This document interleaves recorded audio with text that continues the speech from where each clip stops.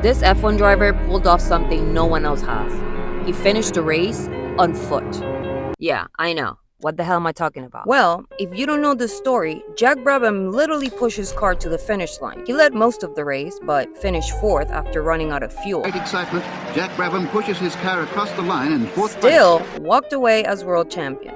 And this became one of the most legendary moments in Formula One history.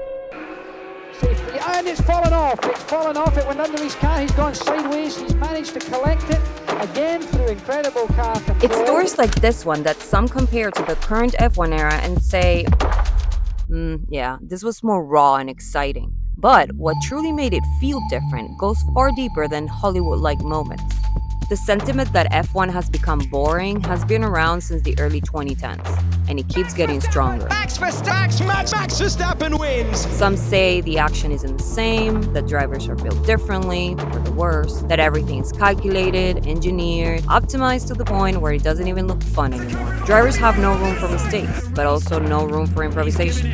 Because he took the position. Or to simplify it, politics got in the way of racing. But who's really to blame for this collective sentiment? I want that sport to be exciting again. This is amazing! Senna goes off at the first corner! First, to understand it, we have to go back more than 50 years. Back then, drivers were basically mechanics that liked to race. The strategy was simple: go fast and don't break down. There was no live feed, just a handful of mechanics and a clipboard.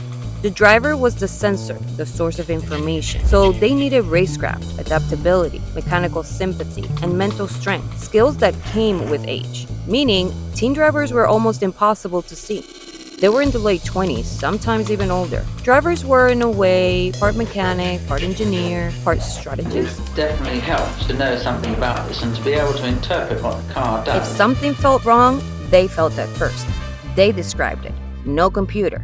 The driver either understood the car or didn't make it to the finish line. And also to know what to do to give you what you want. This is where the secret lies. So, how did they find speed? Since there were no delta times and no color-coded screens telling you how close you were to perfection, speed came from instinct, not optimization. And yeah, cars were slower, but drivers only pushed by listening to the car, to the tires, and to their own limits. Sounds insane, right? An era where humans didn't depend on technology? But that was already a challenge in itself. These drivers learned almost entirely on track. Plus, they arrived far less prepared. There were fewer junior categories, no fast track academies, and no simulators recreating every scenario. Karting became a sort of informal training in the 70s and 80s, then turned into a starting point for drivers in the 90s, until it became the path to follow after FIA announced the Pathway program in 2014. Now, we can say that by the 90s, everything changed.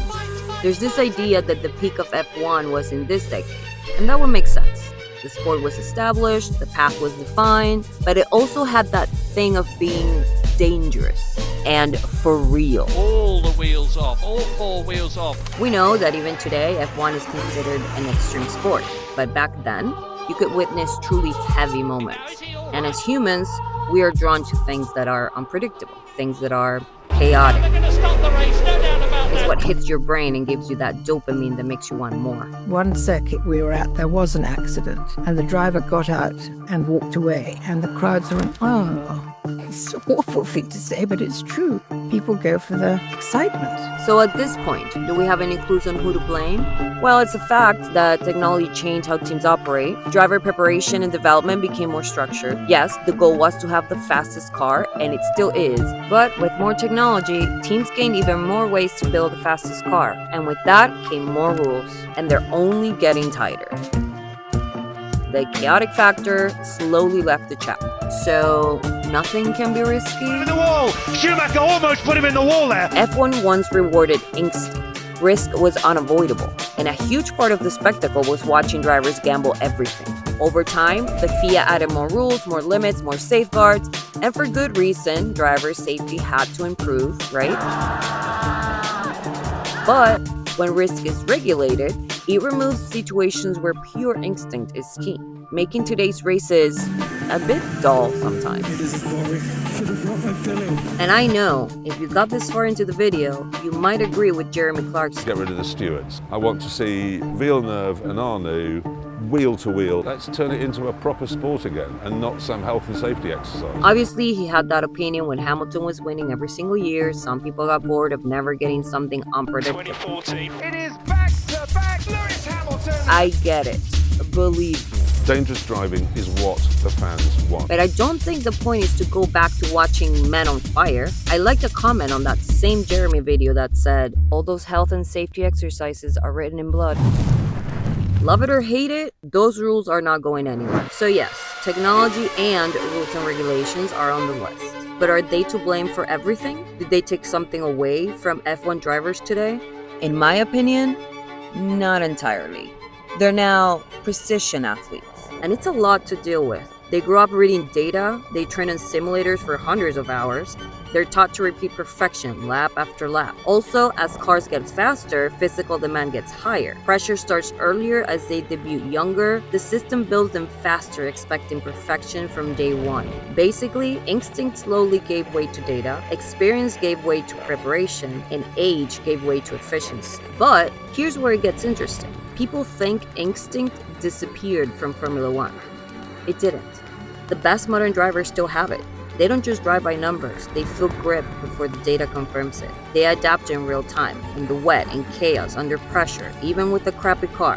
I think that not everyone, but a percentage of the present audience, likes to kind of blame drivers when the sport isn't given the entertainment they want. And this last point is a good reason to discard drivers as suspects on the list. Because to compare driver eras directly is missing the point. People evolve, sports evolve, become more professional. And that's why I think it's always very important to just leave the greats in their era, because they were the best in their era with what they knew, what the world knew. They're doing a different job in a different version of the sport.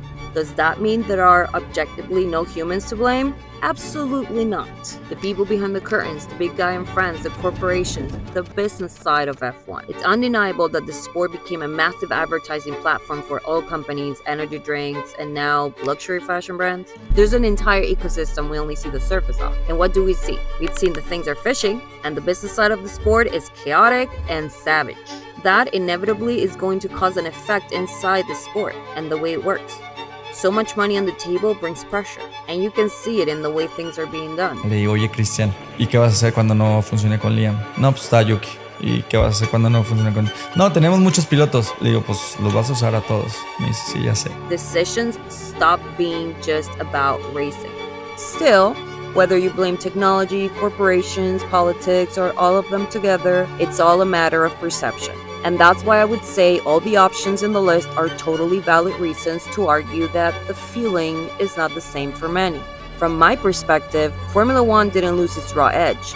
It just stopped building the sport around it after it learned the cost of it. Cars, tracks, teams, all evolved. So the sport changed what it rewards.